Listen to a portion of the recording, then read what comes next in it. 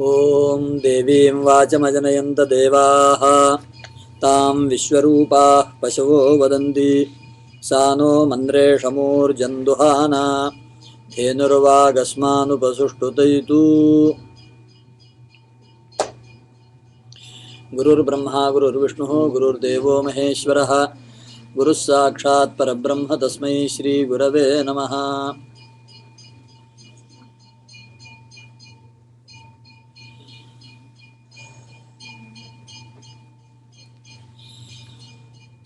अद्य वयं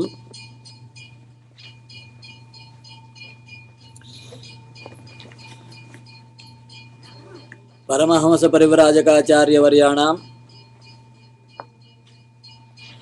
मधुसूदन सरस्वतीनां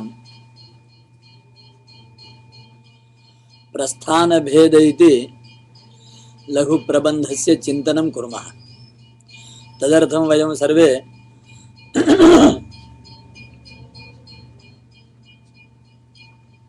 उपस्थिताः। अस्मिन् प्रस्थान भेदस्य चिन्तने भवतां सर्वेषां स्वागतम्।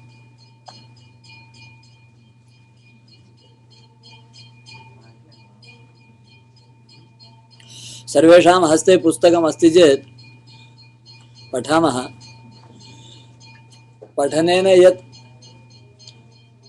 न अवगम्यते, यत्र काठिन्यं भवति तत्र चिन्तनं कुर्मः। भवान् प्रत्यक्षः इति कारणेन भवान् एव प्रधानः इति। पठामः वा तर्हि?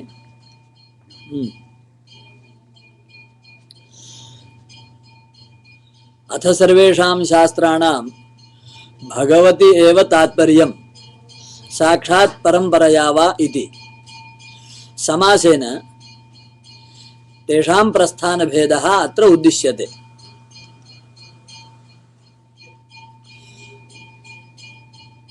आचार्याः वदन्ति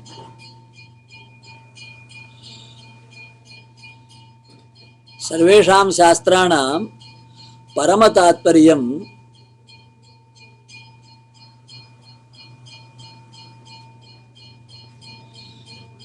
भगवत् दर्शनं, भगवद्विषये ज्ञानं।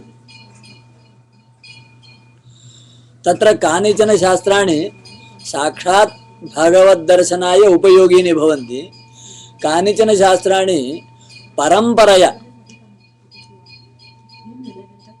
भगवद्दर्शनाय उपयोगीनि भवन्ति, तत्त्वज्ञानाय उपयोगीनि भवन्ति। परम्परया इति अवगतं वा? अस्तु।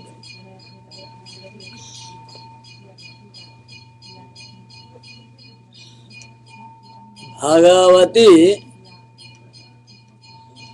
येषां शास्त्राणां तात्पर्यं तानि शास्त्राणि आधारीकृत्य अस्माकं प्रस्थानं भवति।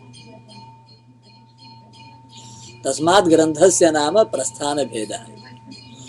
तानि प्रस्थानानि कति विधानि सन्ति? एकमेव प्रस्थानं वा अनेकानि प्रस्थानानि? तर्हि अनेकानि प्रस्थानानि सन्ति इति किञ्च सर्वेषामपि समाहारः एकस्मिन् परमात्मनि एव भवति। सामान्यतया तु अयं विषयः वयं सर्वे जानीमः, वयं वदामश्च। सर्वदेव नमस्कारः केशवं प्रति गच्छति। तेन वाक्येन वयं कथमपि जानीमः। तर्हि तत्र कानि शास्त्राणि?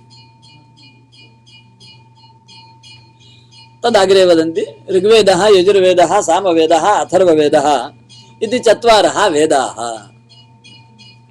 प्रधानतया चत्वारः वेदाः, चत्वारि प्रस्थानानि।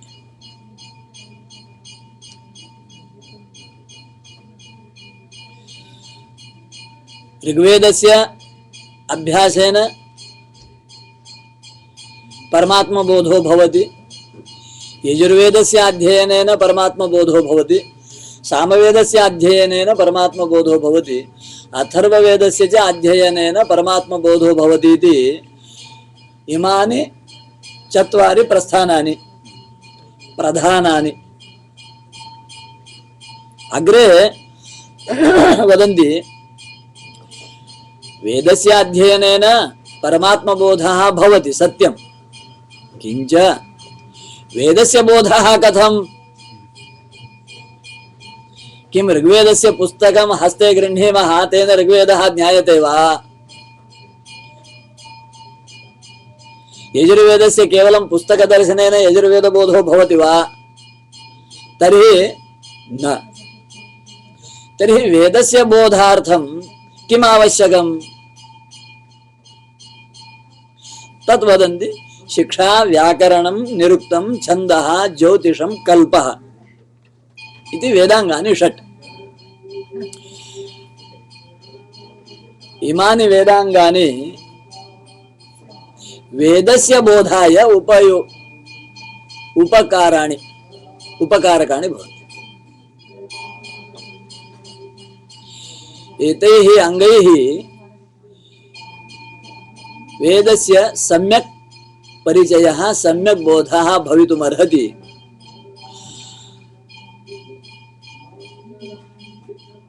इमम् अंशं महर्षिः पाणिनिः शिक्षायां वदति। तत्र सः वदति अङ्गानां स्वरूपं परिणामश्च। छन्दः पादौ तु वेदस्य, हस्तौ कल्पोऽथ पठ्यते, ज्योतिषामयनं चक्षुः, निरुक्तं श्रोत्रमुच्यते, शिक्षाघ्राणं तु वेदस्य, मुखं व्याकरणं स्मृतं, तस्मात् साङ्गमधीत्येव ब्रह्मलोके महीयते। अत्र महर्षिः पाणिनिः वदति छन्दः इति यदङ्गमस्ति तद् वेदस्य पादस्थाने घण्टा।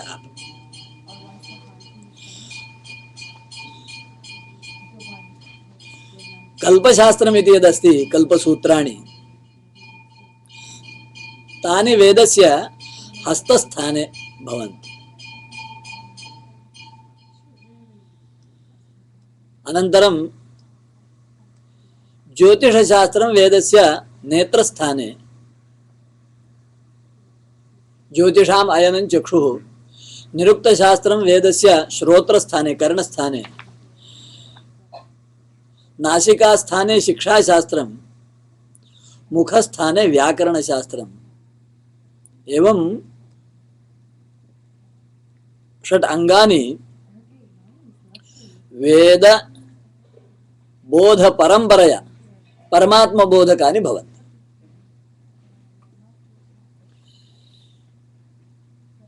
अत्र श्रोत्रस्थाने किम् उक्तवान्? निरुक्तं श्रोत्रमुच्यते।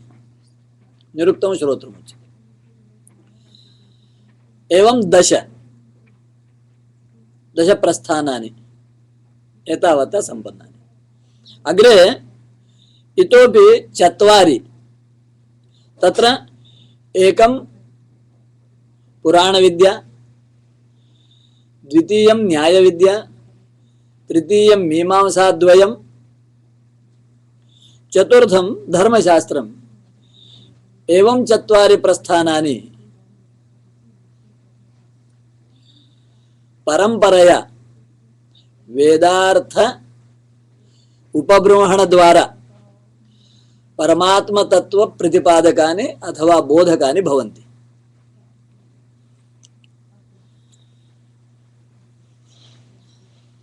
पुराणेषु महापुराणानि, उपपुराणानि, पुराणानि, स्थलपुराणानि एवं अनेके भेदाः सन्ति खलु।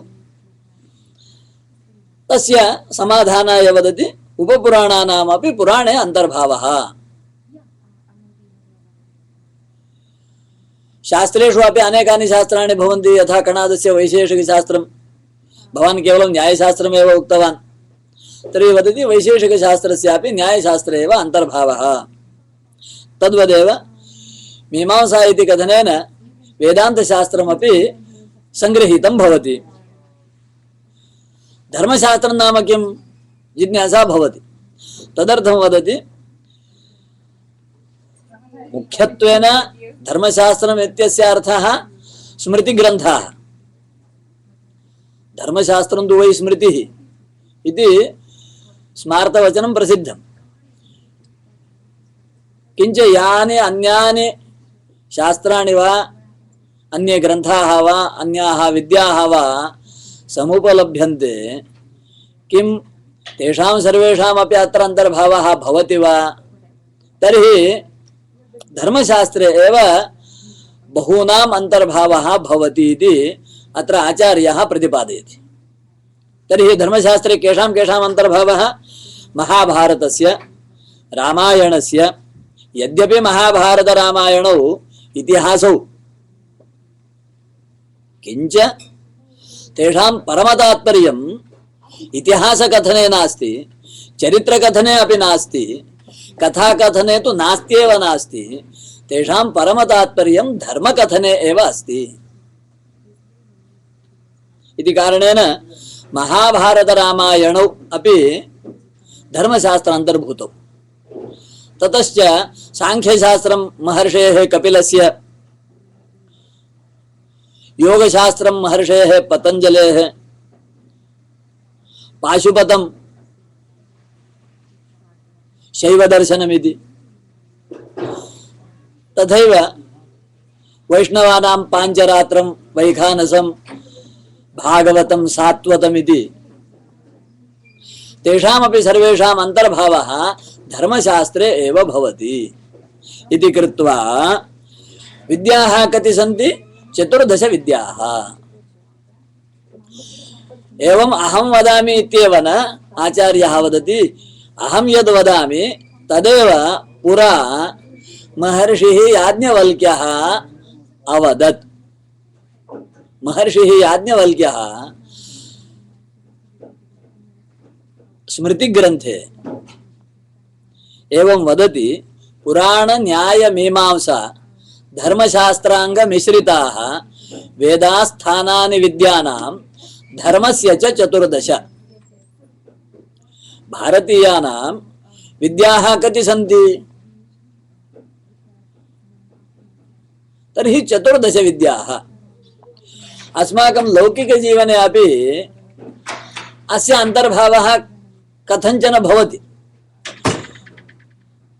यथा महाराष्ट्रप्रान्ते उपनयन संदर्भे यदा बटुः प्रथमवारं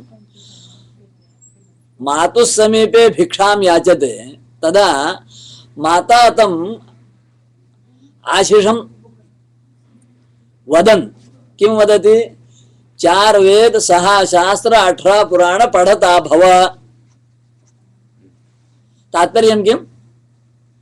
4 वेदानां 6 शास्त्राणां 18 पुराणानां च त्वम् अध्ययनं कुरु। तदर्थं भवान् इदानीम् उपनीतः, नाम गुरोः सकाशे प्रापितः।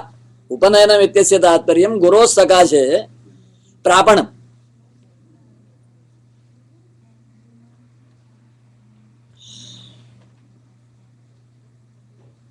इमं विशेषम् आश्रित्य एव आचार्याणां विषये वन्दनं कुर्वन्तः शिष्याः वदन्ति,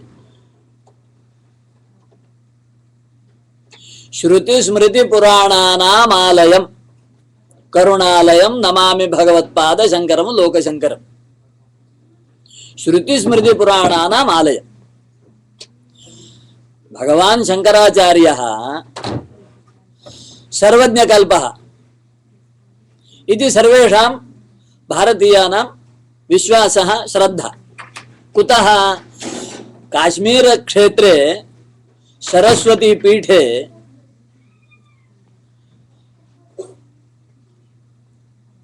एकं स्थानं विद्यते। तत् स्थानम् आरोढुं केवलं सर्वज्ञः एव प्रभवति, न अन्ये। एवं अस्माकं कश्चन नियमः आसीत् पूर्वम्। सर्वेषां कृते तत्र प्रवेशः अस्ति। कोऽपि आगत्य तत्र सरस्वत्याः पुरतः विदुषां सभायां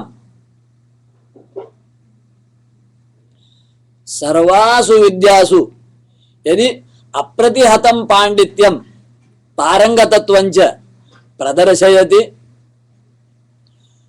पुनश्च सः विद्या विनय संपन्नः भवति, तर्हि तादृशः पुरुषः एव सर्वज्ञपीठम् आरोढुम् अर्हति। बहोः कालात् वर्षाद् वा शतसंवत्सराद् वा न जानीमः, किञ्च बहोः कालात् तत्र कोऽपि न आरूढवान्, यतो हि तादृशः कोऽपि नैव उत्पन्नः। शङ्करः अधिकं वयं न जानीमः, किञ्च शङ्करः प्रायः तस्मिन् समये एकः एव तादृशः यत् केरले सम्भूय सर्वाणि शास्त्राणि पठित्वा पाठयित्वा भाष्यादिकं विरचय्य तत्र सरस्वत्याः दर्शनार्थं गतवान्।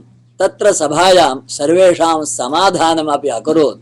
तेन सर्वेपि सन्तुष्टाः प्रसन्नाः तम् अत्यन्तम् आदरेण तस्मिन् आसने उपाविष्टवन्तः, भवानेव योग्यः इति। तस्मात् शिष्याः वदन्ति श्रुतिस्मृतिपुराणानाम् आलयम्।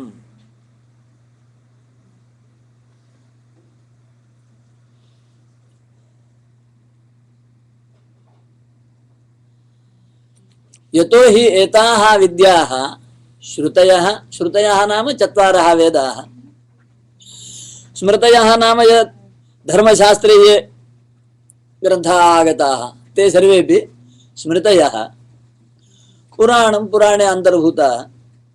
एवं तत्रापि वयं पश्यामः इमानि स्थानानि अथवा इमे मार्गाः। किमर्थं तर्हि विद्यानां धर्मस्य च स्थानानि। एताः 14 विद्याः विद्यानां तात्पर्यं ज्ञाने भवति।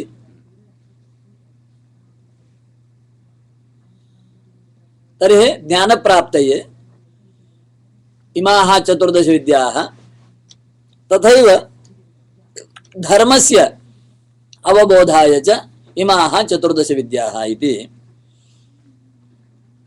यत् महर्षिः याज्ञवल्क्यः पूर्वमुक्तवान् तस्यैव संग्रहेण निरूपणं पुनः एकवारं मधुसूदनसरस्वती अस्मिन् प्रबन्धे करोति।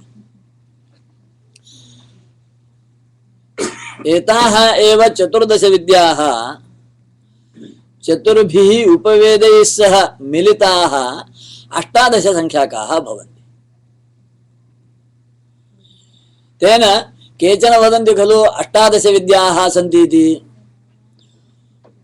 भवतु नाम 18 विद्याः इति तत्र आपत्तिः नास्ति, किञ्च तासाम् उपविद्यात्वं विद्यते चतस्ॄणाम् इति कारणेन साक्षात् तेषां गणनं नास्ति। तथा पश्यामः चेत् अनन्तपारं शब्दशास्त्रं सत्यं खलु। अनन्तपारं शब्दशास्त्रं स्वल्पं तथायुर्बहवश्च विघ्नाः सारन्ततो ग्राह्यमपास्य फल्गु हंसो यथा क्षीरमिवाम्बु मध्यात्। विष्णुशर्मा पंचतंत्रस्य आरंभे वदति। शब्दशास्त्रं तु अनन्तमस्ति, किञ्च 14 विद्याः यतो हि मनुष्यजीवनस्य परमतात्पर्यं भगवती अस्ति, तस्मात् एतासाम् अध्ययनं प्रत्येकेन अपि भारतीयेन कर्तव्यम् इति। तदेव अग्रे संग्रहेण वदति सर्वेषाञ्च आस्तिकानाम् एतावन्ति एव शास्त्रप्रस्थानानि अन्येषामपि एकदेशिनाम् एतेषु एव अन्तर्भावात्। एकदेशिनां ये संपूर्णस्य समग्रस्य धर्मस्य वा समग्रस्य परमात्मनः वा चिन्तनम् अकृत्वा केवलम् एकम् अंशं स्वीकृत्य वदन्ति तेषां। यथा वयं किं वदामः, तैत्तिरीये अस्ति खलु, तत् सृष्ट्वा तदेवानुप्राविशत्, तत्सृष्ट्वा तदेवानुप्राविशत् इमम् अंशं केवलं भारतीय तत्वज्ञाने एव दृश्यते, न तु अन्यत्र। तत्सृष्ट्वा एतावत् पर्यन्तं सर्वे अङ्गीकुर्वन्ति, किञ्च अनन्तरं किं वदन्ति, सः सप्तमे आकाशे तिष्ठति, सः अत्र नागच्छति, तस्मात् एकदेश। तर्हि सच्चिदानन्दं ब्रह्म इत्यत्र सदित्यस्य ग्रहणमेव नास्ति एव। अस्तु,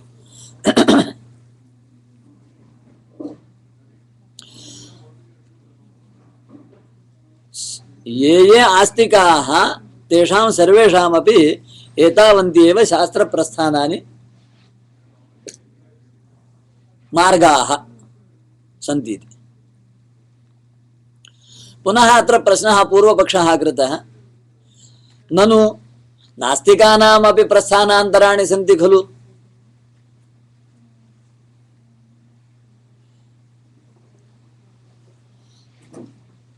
तर्हि तेषां विषये किं, तस्य समाधानमपि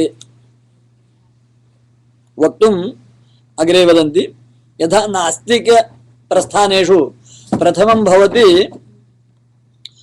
बौद्धानां मध्ये चत्वारः भेदाः भवन्ति, माध्यमिकाः, योगाचाराः, सौत्रान्तिकाः, वैभाषिकाः इति। तत्र माध्यमिकाः शून्यवादिनः, सर्वं शून्यम् इति तेषां सिद्धान्तः। एतेषां विषये अधिकं यदि जिज्ञास्यं तर्हि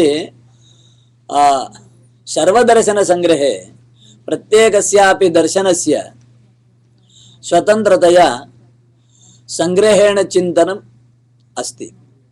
कः तेषां सिद्धान्तः, तेषां किं प्रमाणं, तेषां मोक्षः कः, पुरुषार्थाः के इति सर्वं तत्र प्रतिपाद्यते।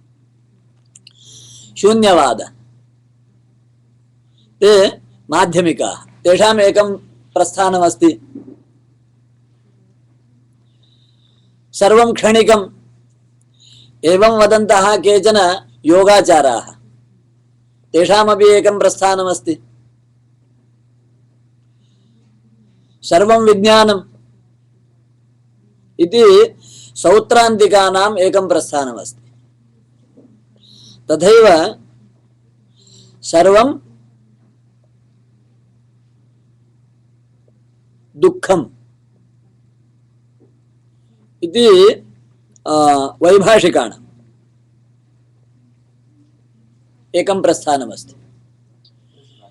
किञ्च तथैव अग्रे वदन्ति एवं सौगतानां प्रस्थानचतुष्टयम्। सौगतः इत्यस्य अर्थः बुद्धः।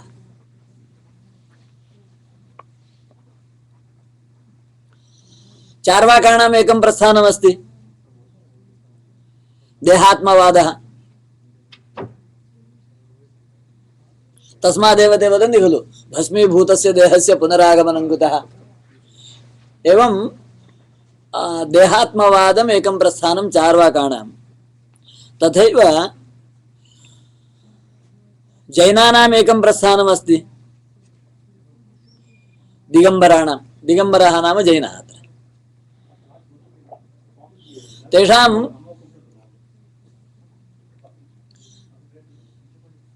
देह परिमितो आत्मा एवं तेषां सिद्धान्तः। अश्वस्य आत्मा अश्वाकारः, गजस्य आत्मा गजाकारः, वृषभस्य आत्मा वृषभाकारः, एवं तेषां सिद्धान्तः। पुरुषस्य आत्मा पुरुषाकारः, स्त्रीणाम् आत्मा स्त्री आकारः, एवं तेषां सिद्धान्तः। कश्चन स्थूलः भवति तर्हि तस्य आत्मा अपि स्थूलः, कश्चन कृशः भवति तस्य आत्मा कृशः, कश्चन बालः भवति तस्य आत्मा बालः, वृद्धः भवति, एवं तेषां सिद्धान्तः। अस्तु, तेषाम् एकं प्रस्थानम्। एवं नास्तिकानाम् अपि षट् प्रस्थानानि सन्ति। तानि कस्मात् नोच्यन्ते? तेषां प्रस्थानानां विचारः अत्र किमर्थं नास्ति, कुतो न वदन्ति? सत्यम्, इमानि षट् प्रस्थानानि सन्ति इति सत्यम्, किञ्च तेषां वेदबाह्यत्वात्। इमानि प्रस्थानानि वेदबाह्यानि, वेदं तिरस्कृत्य इमानि प्रस्थानानि प्रवर्तन्ते इति कारणेन तेषां विचारः अनावश्यकः। यतो हि परमात्मा वेदैकबोध्यः, वेदैकगम्यः। सत्यं खलु? यथा भगवद्गीतायां 15 अध्याये भगवान् श्रीकृष्णः स्वयमेव अर्जुनाय वदति, वेदैश्च सर्वैरहमेव वेद्यः वेदान्तकृत् वेदविदेव चाहम् अहं वेदवित् एव इति कारणेन समग्रस्य परमात्मनः बोधः वेदं विना असंभवः। यतो हि केवलं परमात्मनः इत्येव न, धर्मस्य विषये अपि तथैव अस्ति। धर्मः अपि अत्यन्तं सूक्ष्मः। धर्मः दृश्यते वा? धर्मः श्रूयते वा? नहीं। धर्मः अपि अत्यन्तं सूक्ष्मः। तर्हि कथं भवेत् धर्मस्य बोधः वेदं विना? मीमांसकाः तदेव वदन्ति।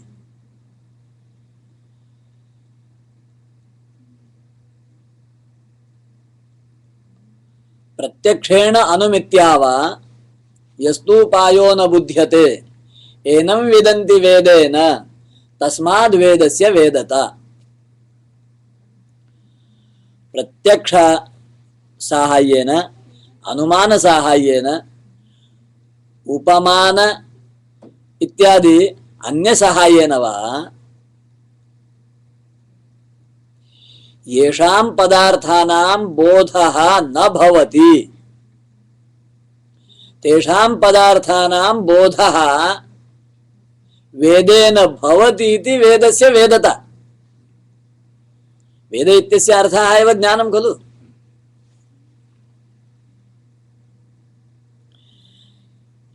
इति कारणेन वेदबाह्यत्वात् तेषाम् अत्र समाहारः नास्ति।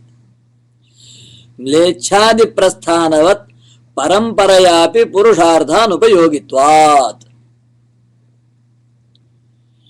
यदि बौद्धानां जैनानां प्रस्थानानां विचारः तर्हि कुतो न म्लेच्छ प्रस्थानानां विचारः? तस्मिन् काले अभारतीयाः म्लेच्छाः इति कारणेन, म्लेच्छाः नाम इदानीं यद् वयं वदामः इस्लाम, क्रिश्चियन, पारसी इत्यादि सर्वे तस्मिन् काले म्लेच्छाः इति।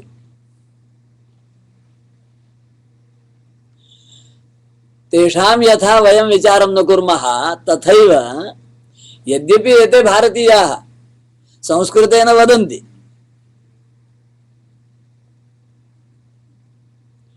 वस्त्रधारणादिकम् अस्मत् सदृशमेव कुर्वन्ति, किञ्च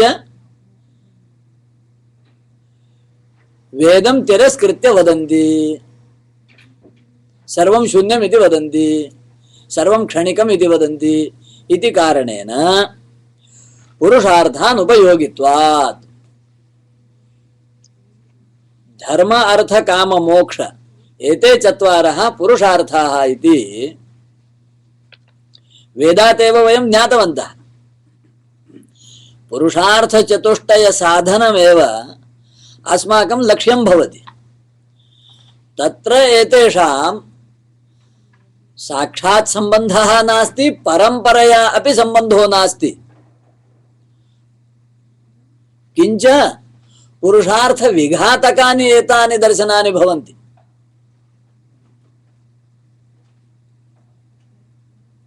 यतोहि वेदं तिरस्कृत्य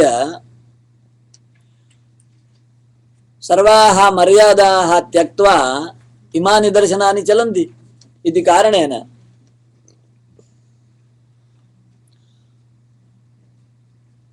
पुरुषार्थं घातयन्ति इमानि प्रस्थानानि इति तानि उपेक्षणीयानि एव, तेषाम् उपेक्षा एव कर्तव्या, तेषां चिन्तनम् अनावश्यकम्। तर्हि किं सिद्धम्? 14 एव प्रस्थानानि। चतुर्भिः उपवेदैः सह यदि चतुर्णाम् उपवेदानां पृथक् चिन्तनं कुर्मः तर्हि 18 वा वदन्तु। किञ्च महर्षिः याज्ञवल्क्यः 14 उक्तवान् इति कारणेन 14 तावदेव।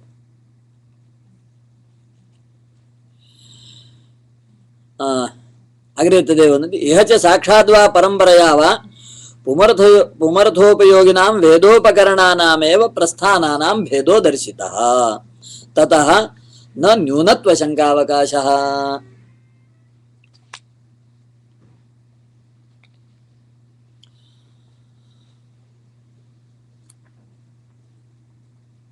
मनुस्मृतौ मनुः वदति, इतिहास पुराणाभ्यां वेदं समुपबृंहयेत् बिभेत्यल्पश्रुताद् वेदः मामयं प्रहरेदिति, अथवा प्रहरिष्यति पाठवेदः। बहुषु स्थलेषु किञ्चित् भेदेन अयं भावः दृश्यते। इतिहासैः पुराणैश्च वेदार्थस्य उपबृंहणं कर्तव्यम्। केवलं वेदस्य अध्ययनेन वेदार्थः सम्यक् प्रकटितो न भवति, सम्यक् स्पष्टो न भवति। परमतात्पर्यं वेदार्थः एव। तदेव माधवाचार्यः नाम विद्यारण्यः वेदभाष्यस्य प्रत्येकस्मिन् अध्याये अन्ते वदति, पुमर्थांश्चतुरोदयाद् विद्यातीर्थो महेश्वरः।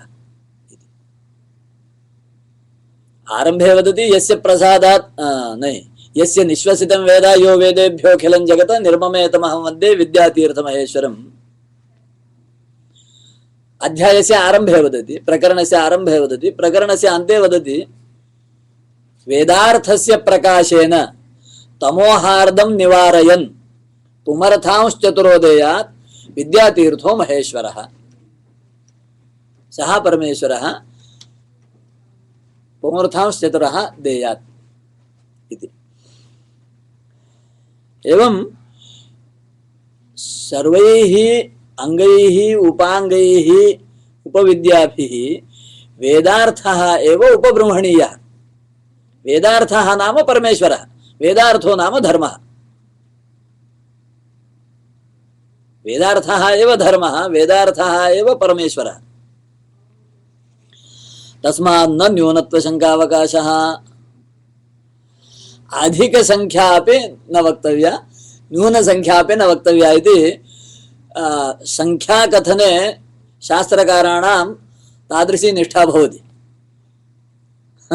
यथा तर्कसंग्रहे वयं पश्यामः 7 पदार्थाः, तर्हि 7 इत्यस्य तात्पर्यं 6 न सन्ति, 8मः पदार्थः अपि नास्ति, 7 एव। तद्वदत्रापि एवं भूमिकाम् उक्त्वा अग्रे आचार्याः वदन्ति, अस्तु मध्ये किमपि प्रश्नाः भवन्ति चेत् किमपि चिन्तनम् अधिकम् आवश्यकं चेत् तदपि वक्तुं शक्यते। सर्वेषां तत्रापि स्वागतम्। अग्रे वदन्ति अथ संक्षेपेण येषां प्रस्थानानां स्वरूपभेदे हेतुः प्रयोजनभेदः उच्यते। किमर्थं बालानां व्युत्पत्तिः। बालानाम् इत्यस्य अर्थः अल्पवयसां कुमाराणाम् इति न तात्पर्यम्। अधीत व्याकरणशास्त्रम् अधीत काव्यशास्त्रम् तत्तु न्यायविषयः अस्ति। भवतु वयः कियद्वा भवतु, कति वा शास्त्राध्ययनमस्तु, यावत्पर्यन्तं वेदार्थः न स्पष्टः तावत्पर्यन्तं सः बालः एव इति। ते सर्वे अत्र बालाः। बालः इत्यस्य तात्पर्यं वयसा बालः 8 वर्षीयः 5 वर्षीयः इति न। सः 70 वर्षीयः वा भवतु, 80 वर्षीयो वा भवतु, 1000 वर्षीयो वा भवतु। महाराष्ट्रे कश्चन आसीत् योगी चाङ्गदेवः इति। तस्य आयुः 800 न 1400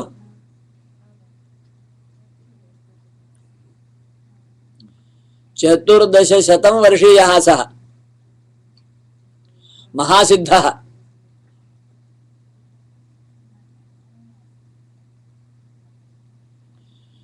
ज्ञानेश्वरः 16 वर्षीयः। किञ्च ज्ञानेश्वरः वदति अयं बालः। अनधीत यतोहि वेदार्थः तस्य स्पष्टो नास्ति, वेदार्थे तस्य भ्रमः अस्ति, तस्मात् सः बालः इति कारणेन वयं सर्वेपि अत्र बालाः एव। यद्यपि अहमत्र वक्ता इति, किञ्च वक्ता न, अहमपि बालः एव। वयं सर्वे मिलित्वा आचार्याणाम् आश्रयेण किमपि अग्रे गन्तुं प्रयतामहे, तावदेव। सत्यं खलु? तर्हि प्रस्थानानां स्वरूपं किं, प्रयोजनं किम् इति बालानां बोधाय वक्ष्ये इति प्रतिज्ञातम् आचार्यैः। प्रथमं वेदः। तर्हि वेदस्य किं स्वरूपं, किं प्रयोजनं? धर्म ब्रह्म प्रतिपादकम् अपौरुषेयं प्रमाणवाक्यं वेदः। अपौरुषेयत्वं प्रमाणवाक्यत्वं तस्य स्वरूपं, धर्मस्य ब्रह्मणः प्रतिपादनं तस्य प्रयोजनं।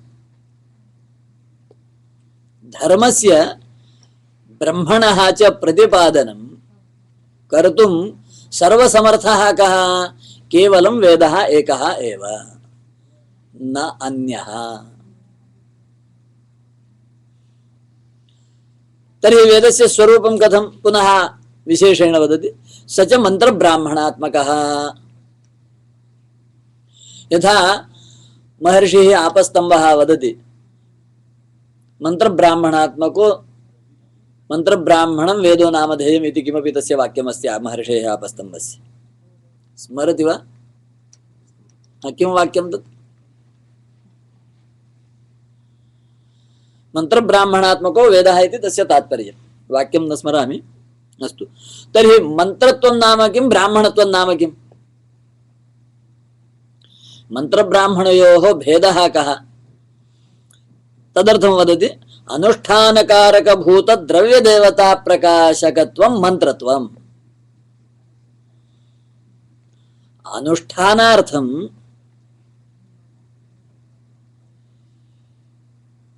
यद्द्रव्यं भवति, या च देवता भवति,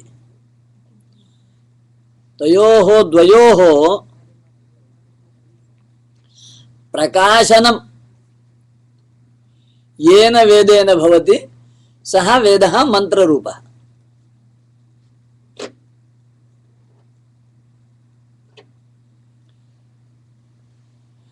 द्रव्यस्य देवतायाश्च प्रकाशनं करोति मन्त्रः। यदि सामान्यतया वक्तव्यं तर्हि येन वाक्येन अनुष्ठानं क्रियते तद्वाक्यं मंत्रवाक्यं किं कर्तव्यं कथं कर्तव्यम् इति येन वाक्येन उच्यते तद्वाक्यं ब्राह्मणवाक्यं लौकिकभाषायाम्। अवगतं वा?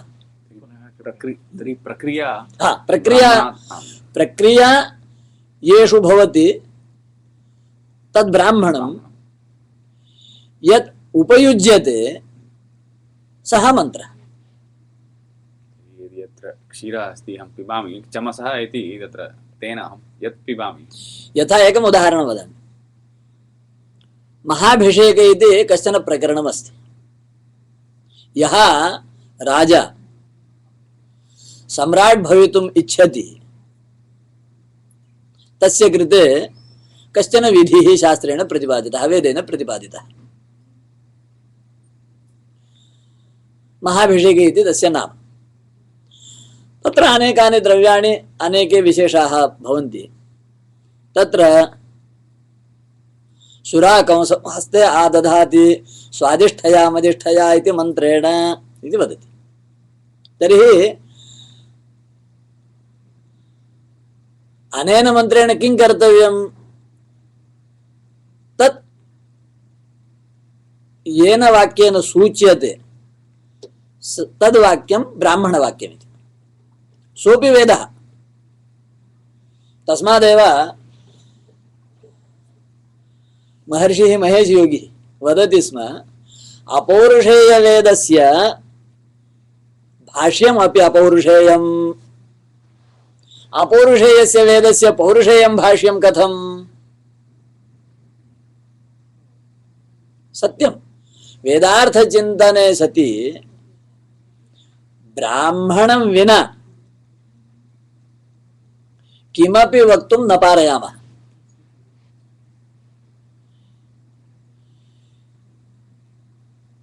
अयं मन्त्रः पुरोणवाक्यत्वेन योजनीयः, अयं मन्त्रः याज्यात्वेन विनियोज्यः।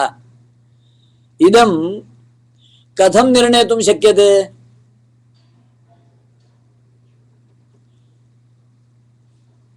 इतोपि एकम् उदाहरणं वदामि।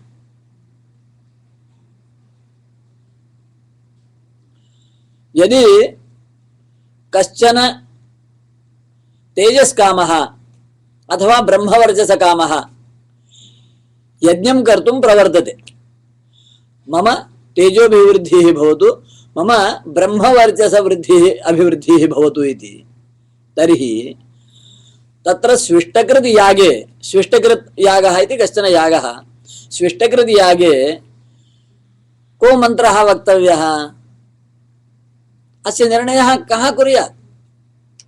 को वा समर्थः? तत्र वेदः एव। तर्हि वेदः एव वदति, गायत्र्यौ स्विष्टकृतः संयाज्ये कुर्वीत तेजस्कामो ब्रह्मवर्चसकामः तेजस्वी ब्रह्मवर्चसी भवति य एवं विद्वान् गायत्र्यौ कुरुते।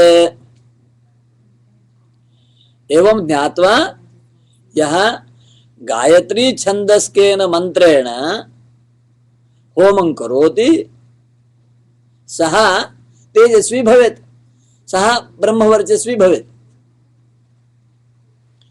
यदि कश्चन आयुष्कामः तर्हि उष्णिक् छन्दस्केन मन्त्रेण होमः भवेत्, स्वर्गकामः अनुष्टुप् छन्दस्केन मन्त्रेण कुर्यात्। एवं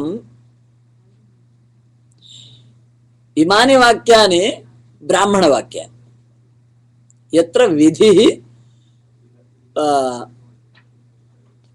बोध्यते। अवगतं? विधिवाक्यं विधेयवाक्यं। तर्हि ब्राह्मणं नाम विधेयवाक्यं, मन्त्रो नाम विधिवाक्यम्।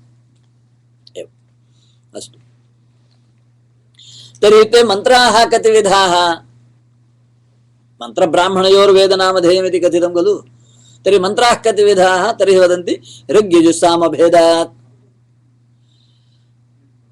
केचन मन्त्राः ऋक् संज्ञकाः, केचन मन्त्राः यजुस्संज्ञकाः, केचन मन्त्राः सामसंज्ञकाः। तर्हि ऋक् नाम किं, यजुः नाम किं, साम नाम किं तद् अग्रे वदन्ति। पादबद्ध गायत्र्यादि छन्दो विशिष्टाः ऋचः अग्निमेळे पुरोहितम् इत्याद्याः ऋचः इति। ऋचः नाम किं, यत्र गायत्री उष्णिक अनुष्टुप् बृहति पंक्ति त्रिष्टुप् जगति इत्यादि छन्दशास्त्रे महर्षिणा पिंगलेन प्रतिपादितानि छन्दांसि यत्र प्राधान्येन भवन्ति।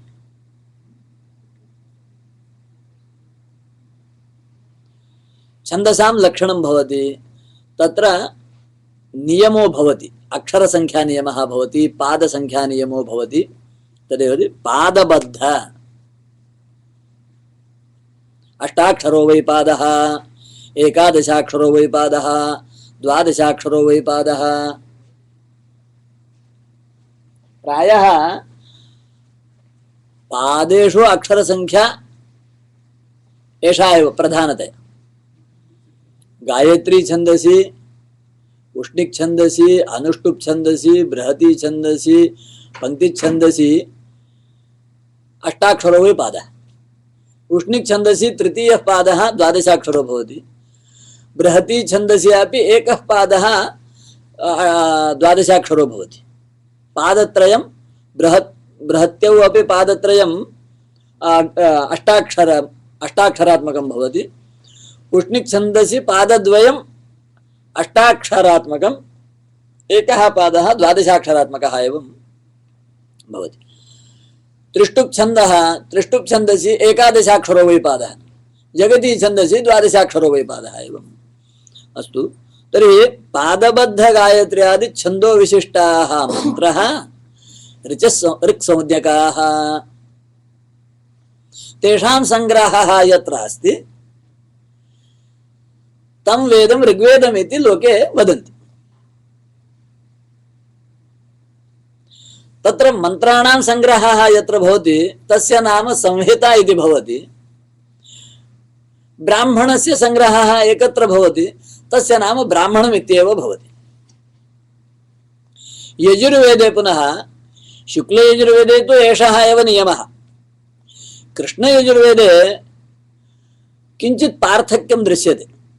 कृष्णयजुर्वेदस्य या तैत्तिरीय संहिता इति इदानीं प्रसिद्धा, कृष्णयजुर्वेदे अपि यदि वयं चरणव्यूहं पश्यामः अथवा महाभाष्ये महर्षेः पतञ्जलेः अभिप्रायं पश्यामः, कृष्णयजुर्वेदेपि अनेकाः शाखाः आसन्, किञ्च इदानीं तु प्रायः तैत्तिरीयशाखा एका एव प्रसिद्धा।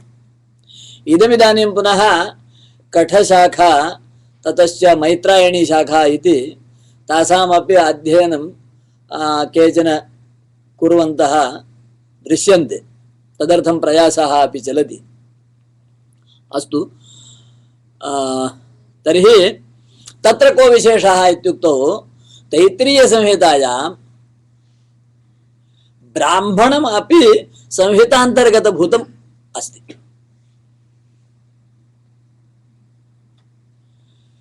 को भेदः शुक्लकृष्णस्य इति कश्चन प्रश्नः, तस्य समाधाने अपि इदमेव वदन्ति, यतोहि अत्र ब्राह्मणस्य मिश्रणं नास्ति, केवलं मन्त्राणाम् एव संग्रहः, तत्कारणेन इमानि शुक्लानि यजूंषि।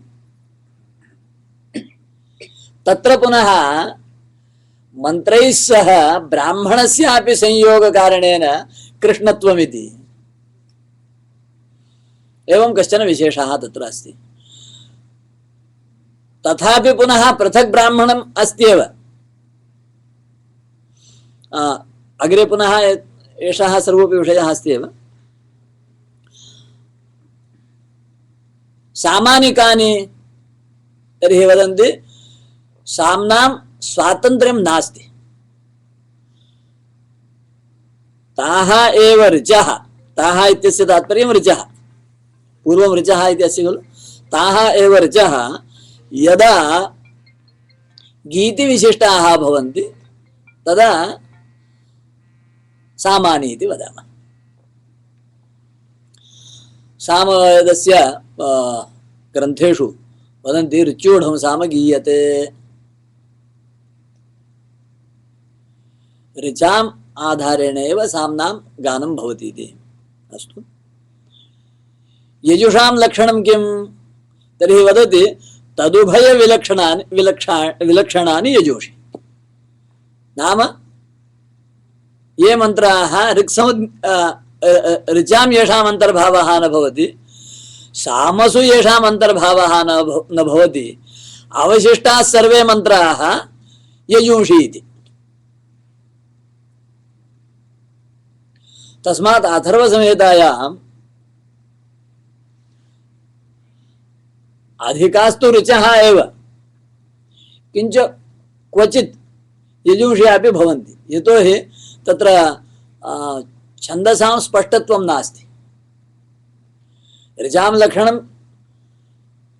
पादबद्ध गायत्र्यादि छन्दो विशिष्टत्वं तत् अथर्वसंहितायां सर्वत्र न भवति इति कारणेन तत्रापि पुनः किञ्च तेषां सिद्धान्तः कश्चन स्वतन्त्रः अस्ति। अस्तु, तेषाम् उदाहरणं वदति, यथा अग्निमेळे पुरोहितम् इत्यादि ऋचाम् उदाहरणम् उक्तम् आचार्येण। अग्निमेळे पुरोहितम् इत्यादि आरभ्य यथा वस्तु सहा सति इत्यन्तः यः ग्रन्थः वेदग्रन्थः, यत्र ऋचां दशसहस्राणि ऋचां पञ्चशतानि च ऋचामशीतिः पादाश्च इति महर्षिः शौनकः वदति विधाने, पुनः सर्वानुक्रमे, येन दशसहस्राधिकं ऋचः भवन्ति। सः ग्रन्थः ऋग्वेदसंहिता इति वदन्ति। तद्वदेव यजुषाम् उदाहरणं वदति, अग्नीदग्नीन् विहर, अग्नीत् अग्नीन् विहर। एवम् अत्र छन्दोबद्धत्वं नास्ति, पादबद्धत्वं नास्ति। एवं भूताः ये मंत्राः तानि यजुंषि इति। एवं प्रकारेण मंत्राणां निरूपणं कृत्वा अग्रे ब्राह्मणस्य निरूपणं करोति। ब्राह्मणं किं, ब्राह्मणस्य स्वरूपं किं तर्हि वदति, ब्राह्मणमपि त्रिविधं, विधिरूपम् अर्थवादरूपं तदुभय विलक्षणरूपञ्च।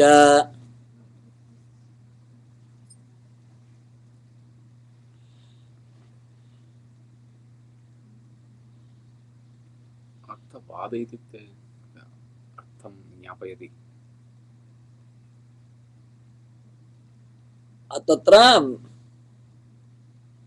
मीमांसकाः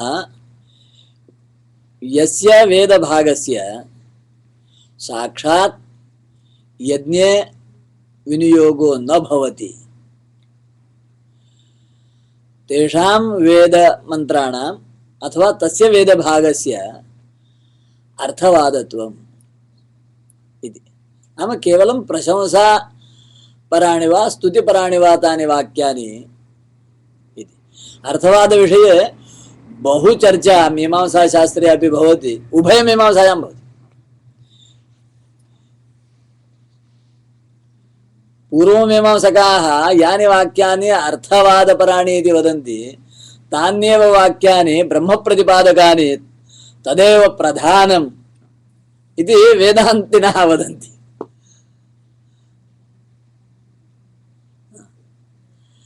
तस्मादेव तत्र वादः।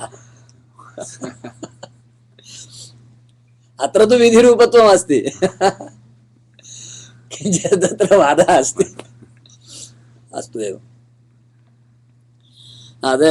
मीमांसकानां विषयः एव अग्रे वदति। तत्र शब्दभावना विधिः इति भाट्टाः। विधिः नाम किं? शब्दभावना। यतोहि जैमिनिः लक्षणमेव करोति चोदनालक्षणोऽर्थो धर्मः। तत्र धर्मः इत्यस्य तात्पर्यं यज्ञः, वेदप्रतिपादितः यज्ञः एव धर्मः। तदर्थमेव मीमांसाशास्त्रं तत्र वदति चोदनालक्षणः अर्थः धर्मः। नाम प्रेरयति, चोदयति, प्रचोदयति।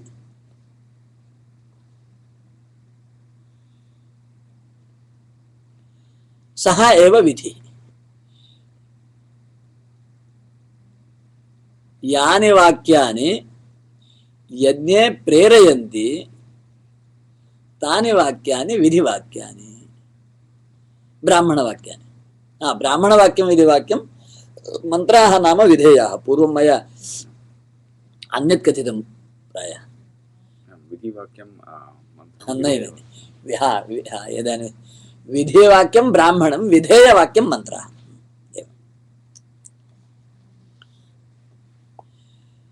शब्दभावना विधि इति भाट्टानां मतं। नियोगः विधि, नियोगः अथवा नियमः, नियोगः विधिः इति प्राभाकराः। तत्र मीमांसकानां स्वतन्त्रतया प्रस्थानद्वयमिति वक्तुं शक्यते। मतद्वयमस्ति, प्राभाकराः भाट्टाः इति। प्राभाकराः वदन्ति, प्रभाकरानुयायिनः, नियोगः एव विधिः, भावना एव विधिः इति भाट्टाः वदन्ति। द्वौ अपि तत्र पूर्वमीमांसकाः, उभौ अपि पूर्वमीमांसकौ। अन्ये सर्वे किं वदन्ति, इष्टसाधनता विधिः, येन अस्माकम् इष्टसाधनं भवेत् सः एव विधिः इति तार्किकादयः अन्ये सर्वे। सः विधिरपि चतुर्विधः। उत्पत्ति अधिकार विनियोग प्रयोग भेदात्।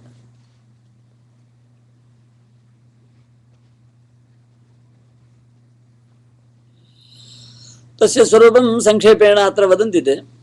यतो हि अयम् अत्यन्तं सूक्ष्मः विषयः। किञ्च पूर्वं मीमांसायामेव सर्वेषां बलम् आसीत् इति कारणेन यदा मीमांसाविषयः आगच्छति तदा व्यासः भवति, अन्यत्र समासो भवति, किञ्च मीमांसाविषयमात्रं व्यासः भवति। कर्मस्वरूपमात्रबोधकः विधिः, सः एव उत्पत्तिविधिः इति।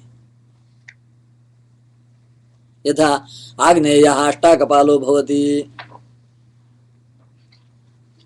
आग्नेयः अग्निदेवता सम्बन्धी। एकः यज्ञः अस्ति, तत्र अग्निः देवता। अग्नये आहुतिः देया। तत्र द्रव्यं भवति पुरोडाशः। पुरोडाशः इति द्रव्यस्य नाम। पुरोडाशस्य श्रपणं कर्तुं साधनभूताः भवन्ति कपालाः। तत्र कस्य देवस्य पुरोडाशे कति कपालाः योजनीयाः इत्यत्र वेदे विशेषः अस्ति।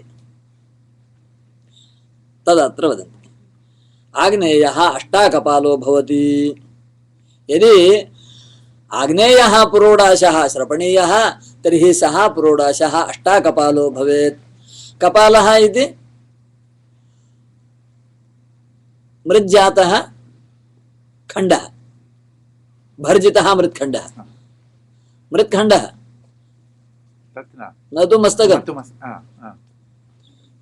कपालः इति मम अवगमनं तु तस्मादेव स्पष्टं वदामि। यथा वयं वदामः भवतः हस्ते घटः अस्ति, मृद्घटः, मृत्तिका निर्मितः कलशः अस्ति। तस्य अवयवाः के?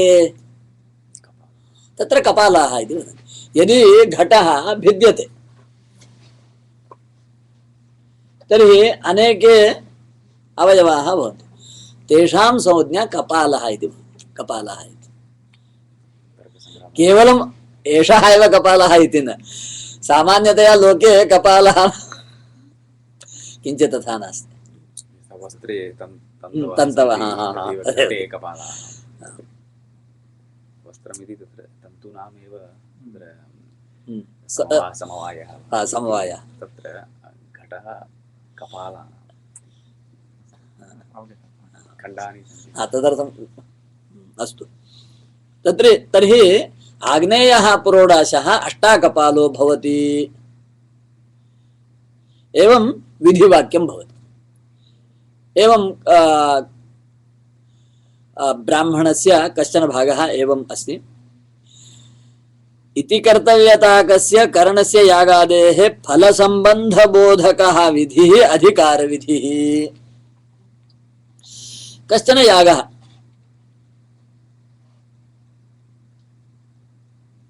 स्वर्गकामः ज्योतिष्टोमेन यजेत, आयुष्कामः किम् आयुष्कामेष्ट्या यजेत, एवं वाक्यानि भवन्ति। तैः वाक्यैः एव ज्ञायते अस्याः कामनायाः पूर्तये को यज्ञः, एवं यानि वाक्यानि भवन्ति। अत्र उदाहरणत्वेन एकं वाक्यं प्रदर्शितं, दर्शपूर्णमासाभ्यां स्वर्गकामो यजेत इति यद् वाक्यमस्ति। एवं भूतानि वाक्यानि तत्र चतुर्षु अधिकारमिति अस्ति खलु द्वितीयम्, अधिकारविधिबोधकानि ईदृशानि वाक्यानि भवन्ति।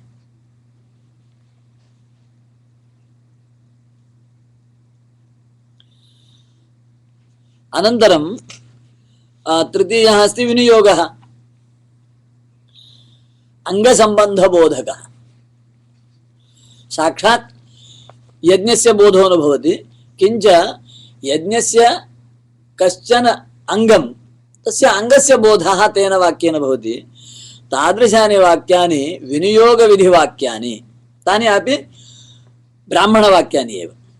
तत्र उदाहरणं व्रीहिभिर्यजेत, दर्शपूर्णमासाभ्यां स्वर्गकामो यजेत, एतत् कथितं। किंच पुनः मनसि भवति केन यजेत, द्रव्यं किम्? दर्शपूर्णमासौ तु यज्ञस्य नामनि।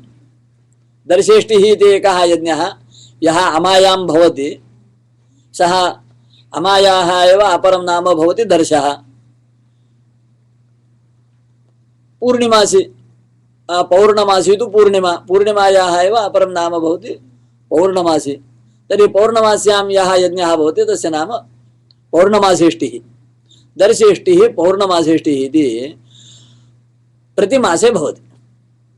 यतोहि मासे पक्षद्वयम्, एकस्य पक्षस्य अन्ते पूर्णिमा भवति, अपरस्य पक्षस्य अन्ते अमा भवति। सत्यं खलु? तर्हि एतयोः द्वयोः यागयोः आचरणेन स्वर्गः प्राप्यते इति कथितं। किंच यागकरणे, यागकरणं नाम देवता उद्देशेन द्रव्यस्य विनियोगः। अग्नौ अग्नौ देवता उद्देशेन द्रव्यत्यागः। तर्हि अनेके प्रश्नाः भवन्ति, किं द्रव्यं, कीदृशं द्रव्यं, कियद्द्रव्यं, तत्र को मन्त्रः, तद्द्रव्यं कथं स्वीकर्तव्यं, कथं सम्पादनीयम् एवं। तर्हि अंगसंबंधबोधकः विधिः विनियोगविधिः। इमानि सर्वाणि अंगानि यज्ञस्य। अंगसंबंध प्रतिपादकानि यानि वाक्यानि तानि विनियोगविधिवाक्यानि ब्राह्मणान्तर्भूतानि। द्वितीयम् उदाहरणं समिधो यजति। कुत्रचित् व्रीहिभिर्यजति इति वदति, कुत्रचित् समिधो यजति इति वेदः वदति, कुत्रचित् आज्येन जुहुयात् इति वदति। द्रव्यभेदः, द्रव्यभेदेन यागभेदो भवति, देवताभेदेन द्रव्यभेदेन एवं। तथैव सांग प्रधान कर्म प्रयोग ऐक्य बोधकः पूर्वोक्त विधित्रय मेलन रूपः प्रयोग विधिः। चतुर्थं यत् कथितं खलु, चतुर्थं किमस्ति? प्रयोग विधि। उत्पत्ति विधिः, अधिकार विधिः, विनियोग विधिः, प्रयोग विधिः इति। तत्र उत्पत्ति विधिः नाम आग्नेयः अष्टाकपालो भवति एवम्। अनन्तरम् अधिकार विधिः नाम दर्शपूर्णमासाभ्यां स्वर्गकामः यजेत। यदि स्वर्गकामः कश्चन अस्ति तर्हि सः दर्शपूर्णमासाभ्यां यजेत, न तु अन्येन यज्ञेन। कामः भिन्नः चेत् यज्ञः अपि अन्यः भवेत् एव। अंगसंबंधीनि वाक्यानि, विनियोगवाक्यानि, त्रयाणामपि वाक्यानां, त्रयाणामपि विधीनां संग्राहकः समुच्चय रूपः यः वेदभागः तस्यैव प्रयोग विधिः इति ब्राह्मणान्तर्गतत्वं वदति। सः कुत्र अस्ति प्रयोग विधिः? तर्हि श्रौते इति एके।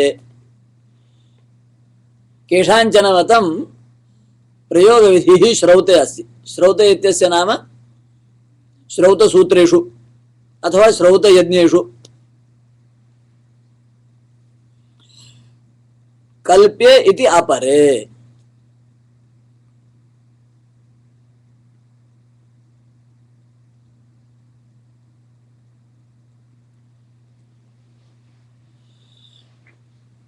वेदस्य षडङ्गेषु कल्पमिति एकम् अङ्गमस्ति खलु, तदत्र कल्प इत्यस्य तात्पर्यम्। अत्र यकारः कथम् आगतः अहं न जाने। इदं कल्पे इति भवेत्, कल्पे इति अपरे, अथवा कल्प्यः इति अपरे। नाम तत्र प्रयोगः कल्प्यः। अवगतं वा? प्रयोगः द्रव्य देवता कामना सर्वेषां देशकाल पात्रादीनां विचारेण प्रयोगः कल्प्यः। तेन अर्थेन वा भवितुमर्हति। यतोहि श्रौत इति कथनेनैव सूत्राणाम् अन्तर्भावः भवति। यद्यपि लोके कल्पसूत्रमिति वदन्ति, किञ्च तेषां शास्त्रीयं नाम तु श्रौतसूत्रमित्येव। यथा आपस्तम्भश्रौतसूत्रं, बौधायन श्रौतसूत्रम्, आश्वलायन श्रौतसूत्रं, कात्यायन श्रौतसूत्रं, तत्र कोऽपि आपस्तम्भ कल्पसूत्रम् इति न वदति, श्रौतसूत्रम् इत्येव वदति। अन्यच्च कल्प इति कथनेन केवलं श्रौतसूत्राणि एव न, यतोहि अग्रे वदन्ति कल्प इति यत् वेदस्य अङ्गं तत्र तु चतुर्विधानां सूत्राणां, श्रौतसूत्राणां, धर्मसूत्राणां, गृह्यसूत्राणां, शुल्बसूत्राणां च समाहारः कल्पमिति। कल्पं नाम, कल्पो नाम केवलं श्रौतसूत्रम् इति न। तस्मात् अत्र कल्प्यः इत्यस्य तात्पर्यं एवं भवितुमर्हति। कल्प्यः, प्रयोगः कल्प्यः। यदि भवान् यजमानः, भवतः मनसि काचन कामना अस्ति, भवान् गुरुं पृच्छति किं कर्तव्यं, तर्हि भवतः सामर्थ्यं, देशः, कालः, पात्रं, कामनास्वरूपं सर्वं विचिन्त्य सः उपायं सूचयति, सः निर्णयं करोति। सः सर्वेषां शास्त्राणां चिन्तनं कृत्वा तस्य यादृशं ज्ञानं तदनुगुणं चिन्तनं कृत्वा भवतः क्षेमाय सः उपायं कल्पयति। यथा वैद्यः किं करोति? ग्रन्थेषु ज्वरः इति कश्चन रोगः, ज्वरस्य निवारणाय अनेकानि औषधानि अनेकविधानि औषधानि च सन्ति, अनेकविधाः प्रयोगाश्च सन्ति। सर्वम् एकस्मै एकस्मै सः न वदति। तर्हि देशकालपात्रं दृष्ट्वा विचिन्त्य अस्य सामर्थ्यं किम्, अस्य वयः कति, इदानीं कः ऋतुः, सर्वं विचिन्त्य सः वदति। कस्मैचित् भस्मौषधं वदति, कस्मैचित् आसवम् औषधं वदति, कस्मैचित् चूर्णम् औषधं वदति, अन्यस्मै अन्यविधम् औषधं वदति। एवं नाम सः औषधस्य कल्पनां करोति। तद्वत् अत्रापि यः ऋत्विक् भवति, याजकः भवति, याजकः वा, सत्यं याजकः,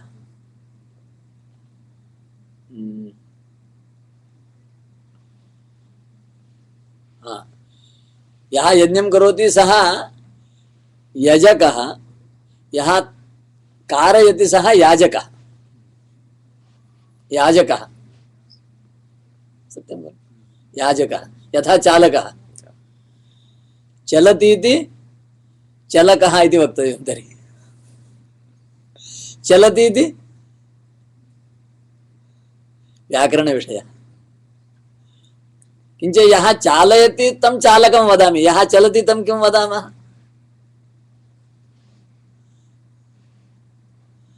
चलकः एव भवेत्। चलः, यः चलति सः चलः तद् याजकः। तर्हि सः याजकं यथा याचकः, यः याचनं करोति, तत्र तु अन्यद् भवति याचनमिति। याजकः यः यजनं कारयति, तर्हि याजकं प्रति गत्वा सः स्वकीयं सर्वं वदति। ततः परं सः चिन्तयति, चिन्तयन् एकम् उपायम् एकं यज्ञं सूचयति।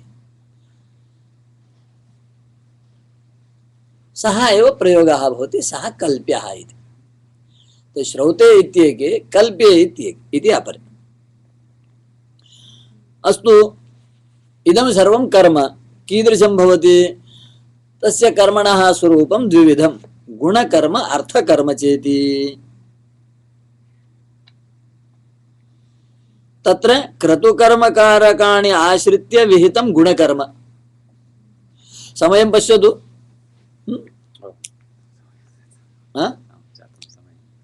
समाप्तः वा?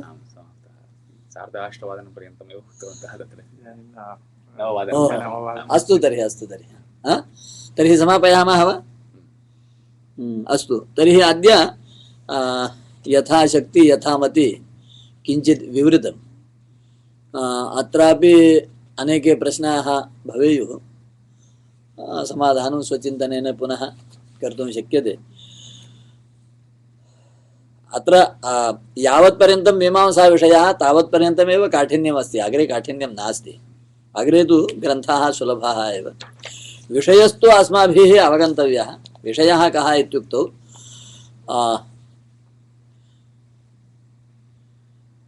कतिविद्यानाम् अध्ययनम् अस्माकं कर्तव्यम्, अस्माकं धर्मः। मम तात्पर्यम् एतावदेव अस्ति, यद् वयं संस्कृतं पठामः, संस्कृतभारतेः घोषणावाक्यं किमस्ति? सम्भाषणतः शास्त्रपर्यन्तं। सम्भाषणम् अस्माभिः अवगतं, कौशलम् अवगतम्। इदानीं तस्य पर्यवसानं कुत्र भवेत्? सम्भाषणसामर्थ्यं वा, संस्कृतज्ञानं वा, भाषाज्ञानं प्राप्तं, तस्य पर्यवसानं कुत्र भवेत्? स्वतः एव मनसि जिज्ञासा भवति, इतोपि किमपि पठामि, इतोपि किमपि पठामि, किं पठामि, किं पठामि इति अनेके पृच्छन्ति। तदर्थं मम मनसि आगतं, कुतो न अयं विषयः सर्वेषां पुरतः स्थापयामि इति। यतोहि किं पठनीयम् इत्यस्मिन् विषये एव अत्र मधुसूदन सरस्वती स्वामिचरणाः अस्मान् उपादिशवन्तः उपदेशितवन्तः उपदेशम् अकुर्वन् इति कारणेन तेषाम् आधारेण शास्त्रीयपद्धत्या वयं तर्हि एतानि शास्त्राणि इमाः विद्याः प्रत्येकः सर्वासां विद्यानाम् अध्ययनं कुर्यात् कर्तुं शक्नोति इति नास्त्येव। किञ्च अहम् इदं पठामि एवं प्रकारेण वा भवतु सर्वासामपि विद्यानां रक्षणं वयं कुर्मः। यथा धर्मो रक्षति रक्षितः तद्वत् विद्या रक्षति रक्षितः। विद्याः रक्षन्ति रक्षिताः।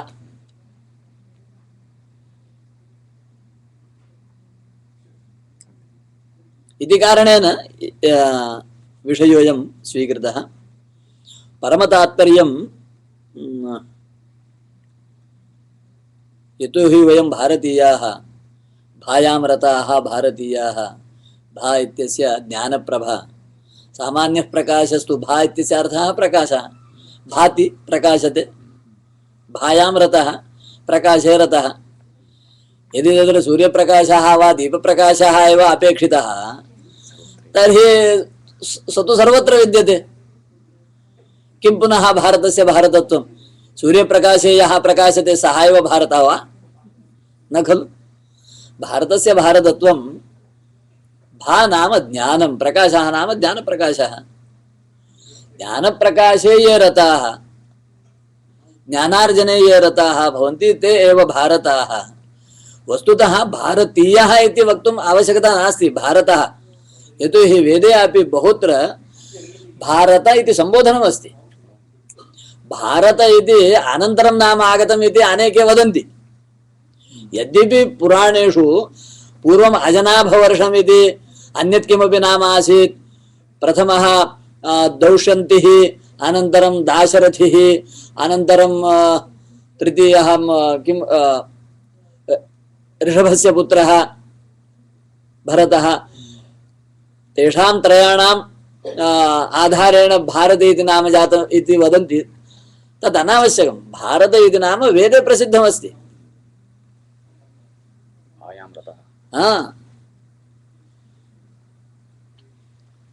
किं महाभारतस्य समारोप संदर्भे व्यासः वदति इति विद्यातपोयोनिः अयोनिर्विष्णुरीडितः वाग्यज्ञेनार्चितो देवः प्रीयतां मे जनार्दनः। सर्वाणि अपि कर्माणि परमेश्वरार्पण स्वरूपाणि। वयं वदामः अपि कृष्णार्पणमस्तु ब्रह्मार्पणमस्तु। कुतः? यतोहि सः योनिः सर्वेषां। कारणं, योनिः नाम कारणं। विद्या तपो योनिः नाम विद्यागम्यः तपोगम्यश्च। परमात्मा विद्यागम्यः भवति तपोगम्यः भवति। तदर्थम् आजीवनं किं कर्तव्यं? विद्यार्जनं तपोवृद्धिः। वस्तुतः भारतीयानां भारतीयत्वं, भारतानां भारतत्वम् अत्र अस्ति यत् निरन्तरं मृत्युपर्यन्तं वयं विद्यारताः तपोरताः भवामः। अयम् आशयः। तदर्थमेव रामायणस्य आरम्भे एव तपस्वाध्याय निरतम्। तपः स्वाध्याय, स्वाध्यायो नाम विद्या, तपः विद्या। एतदेव भारतानां प्रधानं। तत्र कति विद्याः का विद्याः पठनीयाः इति अद्य आरब्धं।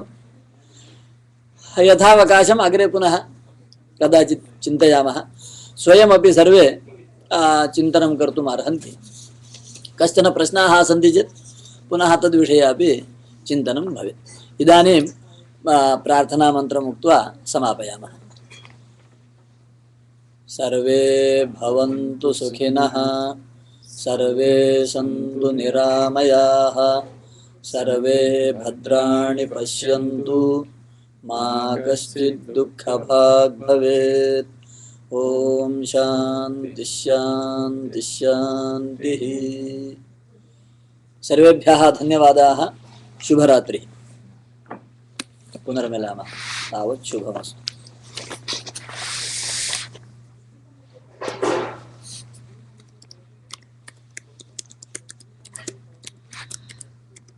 अवगतं वा?